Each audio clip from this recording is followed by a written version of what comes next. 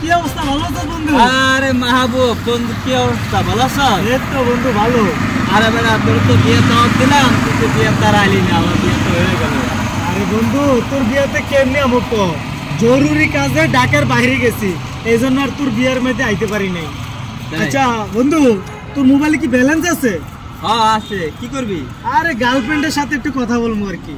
আরে তোর যেদিন বিয়ে হয়েছে না, ওই দিন কেউ আমার গার্লফ্রেন্ডের বিয়ে হয়েছে। তাই নাকি? হ্যাঁ, এখন মনে কর যার সাথে বিয়ে হয়েছে ও কাজে গেছে, ঘর খালি পাকা আর কি, বুঝছ না?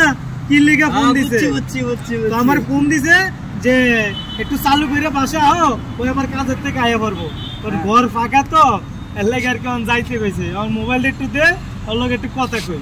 আরে বেটা, কথা কই মানে ধর কথা, যত ইচ্ছা তুই তত কথা কই, কোনো সমস্যা নেই। যা। আরে বন্ধু, এই নাম্বার তো ওটা সেভ করা, এটা তো ওয়াইফ লেখা রে।